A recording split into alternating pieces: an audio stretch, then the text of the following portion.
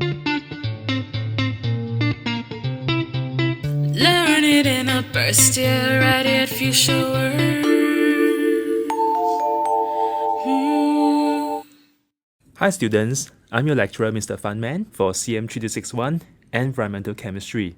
Today we are going to talk about the topic air pollution. And it's my pleasure to introduce to you Shaphyna, who's going to bring you through this topic. Hey guys, I'm Shaphyna and I'll be going through this lecture with you on air pollution. This lecture is divided up into 5 parts: the overview, outdoor pollution, control measures, indoor pollution, and units and scales. Let's go through the first part of the overview. There are many different types and sources of air pollution. This includes vehicle exhaust, industry emissions, coal-fired power plants, the indoor burning of solid fuels, such as charcoal, wood, or animal waste, seen in developing countries, as well as natural occurrences such as sandstorms, volcanic eruptions, wildfires, or the practices of slash and burn. In this overview, we'll be covering 3 parts. Firstly, primary via secondary air pollutants, why size matters, and the differences between smog and haze.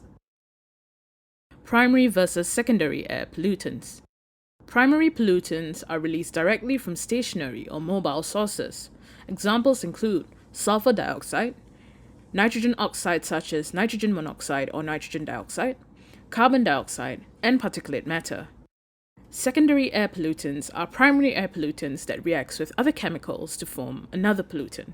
Such examples include ground-level ozone, sulfuric acid, and nitric acid. Next, size matters for particulates.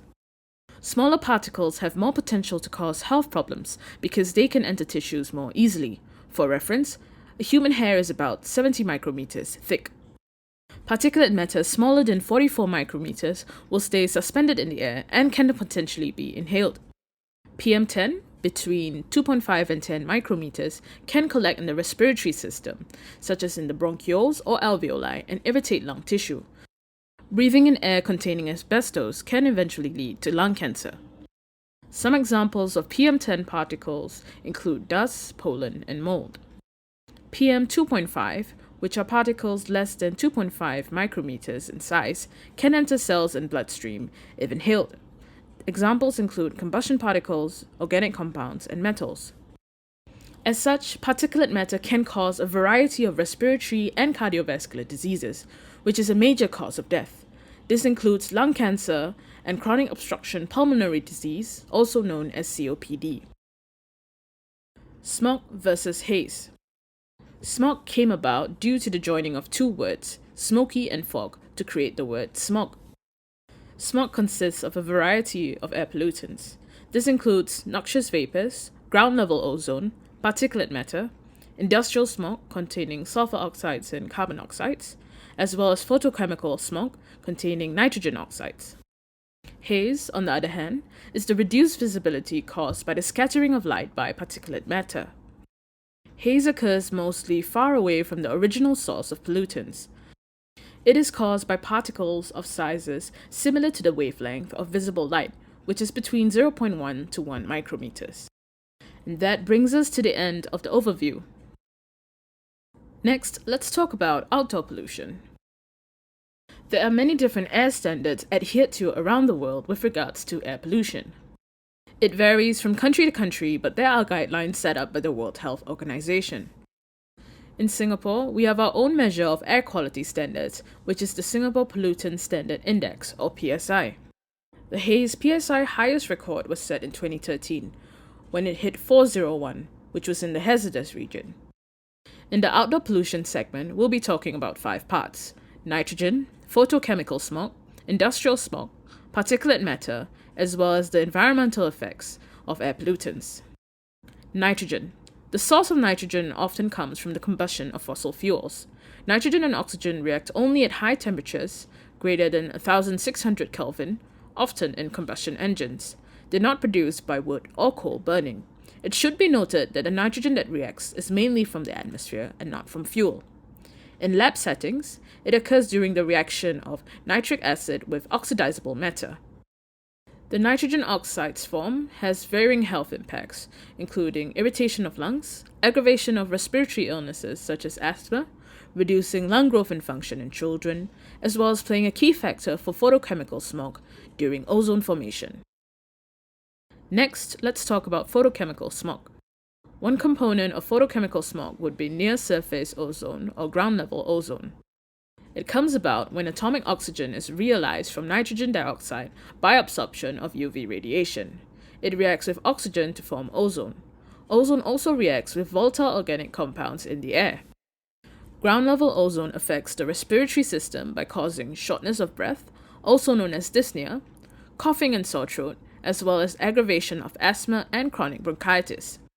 The second component of photochemical smog are acid particulates in the air. It occurs when nitrogen dioxide forms nitric acid with moisture in the air due to humidity. Inhalation of nitric acid can cause decreased lung function, as well as increased respiratory symptoms such as airway irritation, coughing, or difficulty breathing. The third and last component of photochemical smog is peroxy acyl nitrates. It occurs when hydrocarbons, oxygen, and nitrogen dioxide react together in the presence of light. Peroxy acyl nitrates are potent respiratory and eye irritants. Next, we have industrial smog, which is the production of sulfur oxides and carbon oxides. The sources of industrial smog come from fossil fuels and sulfide ores. Sulfur content is fuel dependent. Brown coal contains more sulfur than black coal, and black coal contains more sulfur than oil. On the other hand, brown coal is less carbon-rich than black coal. Coal of marine origin also contains a higher sulfur content as compared to coal of freshwater origin. The health effects of carbon monoxide include cardiovascular effects, central nervous system effects, as well as an increased susceptibility to acute respiratory infections. Sulfur oxides either forms sulfurous acid or sulfuric acid with water droplets and mucus. This can aggravate asthma and increase the risk of lung cancer and chronic bronchitis. Particulate matter. There are many sources for particulate matter. Firstly, it comes from acid neutralization in the air. They exist as secondary pollutants, with their primary pollutants being sulfur oxides and nitrogen oxides. Next, they exist as soot from fossil fuels, coming from combustion engines, power plants, and the burning of wood or organic matter. In the industry, particulate matter comes from mining activity, smelters, as well as the ceramic and cement industry. They also appear as road dust due to abrasion from tires and pavements. These particles can get lodged in respiratory airways, causing a variety of respiratory diseases. Lastly, let's talk about the environmental effects of air pollutants.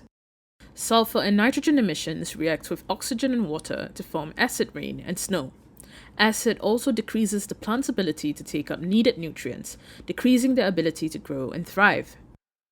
Falling acid rain and snow also acidifies soil, releasing aluminum that normally stays sequestered.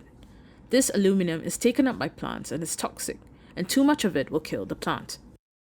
Acid deposition can acidify lakes, harming aquatic life.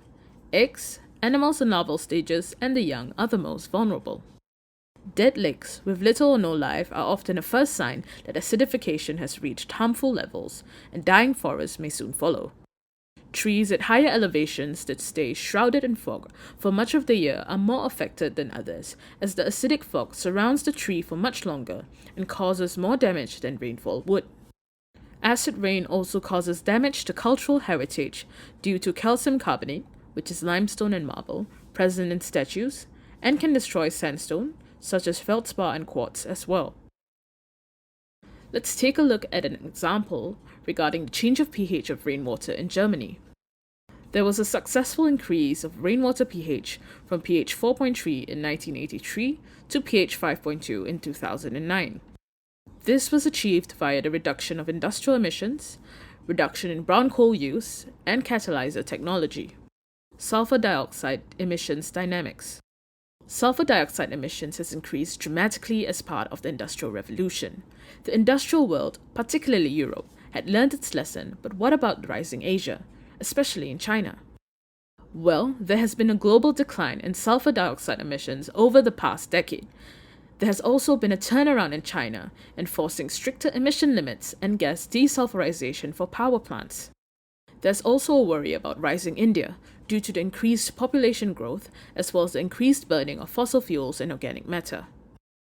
And this brings us to the end of our portion on outdoor pollution.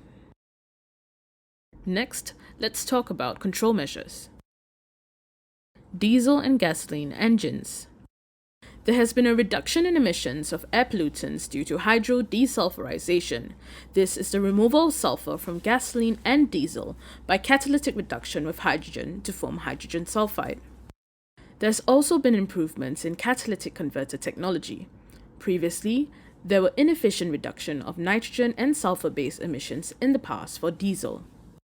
In control measures, we'll be covering 4 parts: catalytic converters, industrial process, personal protection, as well as mitigation. Catalytic converters. Two-way catalyzers involves the complete oxidation of hydrocarbons in exhaust fumes to form water and carbon dioxide. It also oxidizes carbon monoxide to form carbon dioxide. Three-way catalyzers involves one additional step. It also reduces nitrogen oxides to nitrogen and oxygen. Sulfur oxidizes to sulfur dioxide and sulfur trioxide. Issues arises due to the deposition of formed sulfides and sulfates on catalyzers. Due to the less oxygen present, there is a reduction of sulfides and sulfates to hydrogen sulfide, which is smelly and toxic. Next is industrial process. In wet scrubbers, particles and gases are absorbed by water in a spray chamber. This is useful for the removal of nitrogen dioxide and sulfur dioxide. The removal of sulfur dioxide is done by reaction with the dry or wet slurry of calcium carbonate. Hydrogen sulfide is highly toxic and occurs mainly as a byproduct in the combustion of fuel. Hydrogen sulfide is reduced to sulfur via the Claus process. Personal protection. N95 face masks filter out 95% of airborne particles less than 0.3 micrometers thick, which is the US standard. The Europeans, however, have their own standard. FFP1 removes 80% of airborne particles, while FFP2 removes 94% of airborne particles, while FFP3 removes 99% of airborne particles less than 0.3 micrometers. The N95 masks only remove particles and are ineffective against gases and fumes. Surgical masks are useful to prevent the spreading of germs. They can filter out coarse aerosol particles, but are ineffective for PM2.5 filtering. Full respiratory masks have exchangeable, dedicated filters for different classes of pollutants. They also have silicone or rubber seals to prevent leakages. Mitigation of outdoor pollution. Carbon dioxide release caps and certificate trading. Cap and trade is a system for controlling carbon emissions and other forms of atmospheric pollutants. An upper limit is set for the amount of carbon dioxide a given business or organization can produce, but allows further capacity to be brought from other organizations who have not used up their full allowance. Incentives are given for using alternative energy such as sun or biofuel. This includes tax deduction schemes and government subsidies. Governments also encourage the use and invest in public transport systems. This includes high taxes on cars and gasoline, a toll system for road use, as well as promoting car-sharing services. Incentives are also put into place for purchase and use of electric or hybrid cars. This includes lower taxes and government subsidies. There has also been the implementation of the odd-even car ban, where only half of the vehicles are permitted on roads on alternate days, as seen in Mexico City, Athens, and Beijing. There's also been an increase in the planting of trees and bushes. And this brings us to the end of control measures. Next, let's move on to indoor pollution. Indoor pollution was the cause of the high death toll in 2012 in the West Pacific. Cigarette smoke contains more than 4,000 chemicals. Indoor incense burning causes lung cancer, mouth and throat cancer, headache, as well as pulmonary and vascular diseases, and can be as bad or even worse than cigarette smoke. Indoor smoke from solid fuels is also a problem. According to the World Health Organization in 2009, more than half of the world's population still cooks with wood, dung, coal, or agricultural residues on simple stoves or open fires.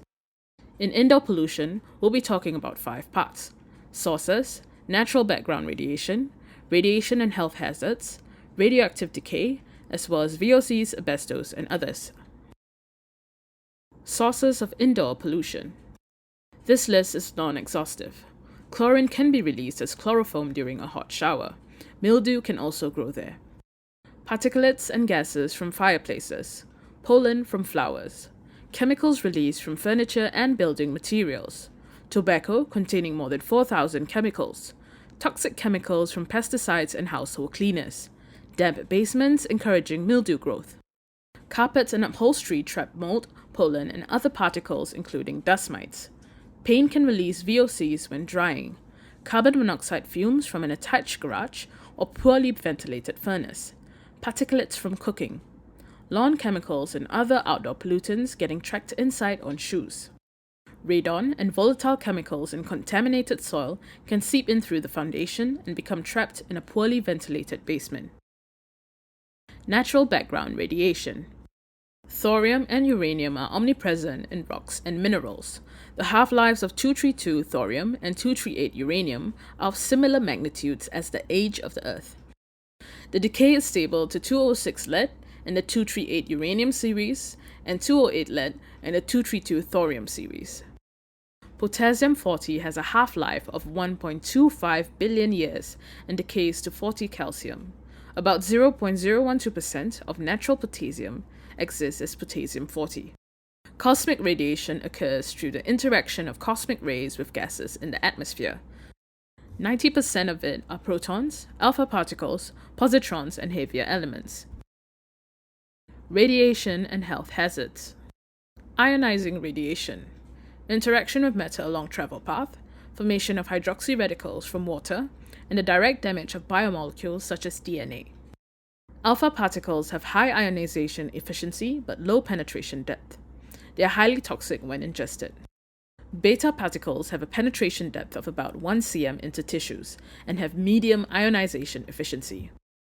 Gamma rays have low ionization efficiency but easily penetrates organs and tissues including bone. Radioactive decay. Alpha decay is the emission of alpha particles, which is a helium nucleus. It's typical for elements with atomic number greater than 83.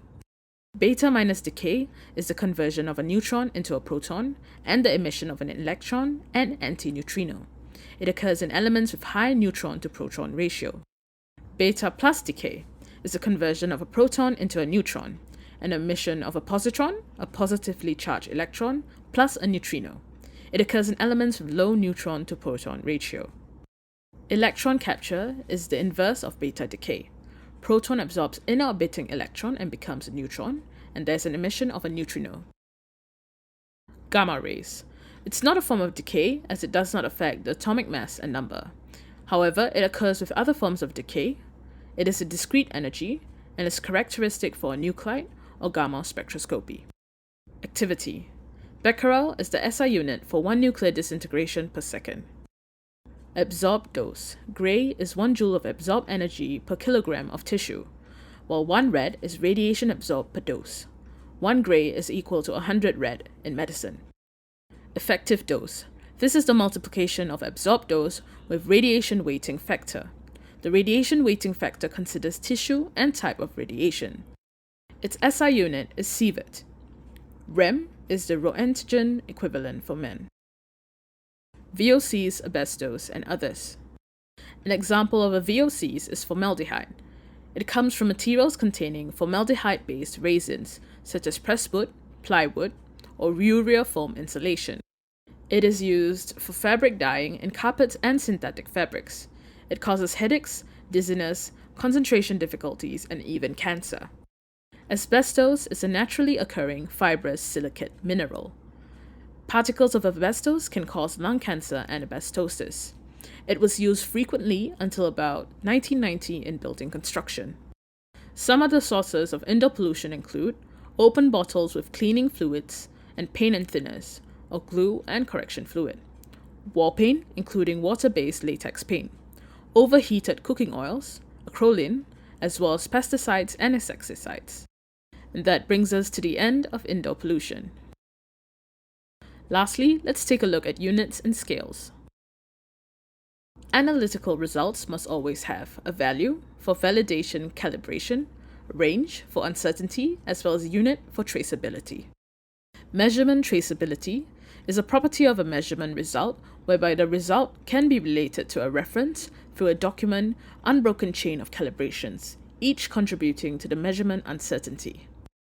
In units and scales, we'll be discussing two portions: the trouble with parts per scale as well as unit conversions. Trouble with parts per scale. IUPAC, BIPM, and ISO discourages the use of parts per notation. Notation may not be unequivocal due to language barrier. PPT may be interpreted as parts per thousand or parts per trillion. Billion is 10 to the power of 9 in English-speaking countries, but 10 to the power of 12 in some other languages. There is also the issue of whether it's mass fraction or mole fraction. It can also cause confusion in another way. 350 ppm of CO2 in the air is 350 molecules of CO2 per 10 to the power 6 molecules or atoms in the air, and not 350 micrograms of CO2 per gram of air. Unit conversions. Here are a list of some things you should know. Avogadro's law, where two given samples of ideal gas of same volume, temperature, and pressure contain the same number of atoms and molecules.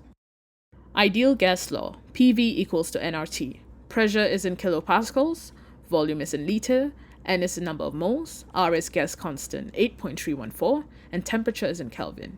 We assume perfectly elastic collisions and no interactions between atoms and molecules. R is the gas constant 8.314, which is a product of Avogadro constant and Boltzmann constant. The molar volume of an ideal gas is 22.4 liters at standard temperature and pressure, and 24 liters at room temperature pressure. Gas concentration, ppm scale. Converting to partial pressure is easy. For example, 5 ppm is 5 times 10 to the power of minus 6 atm partial pressure of pollutants per 1 atm of total air pressure. And this sums up our portions on units and scales. This brings us to the end of the presentation. Thank you so much for watching, and I hope you enjoyed this video.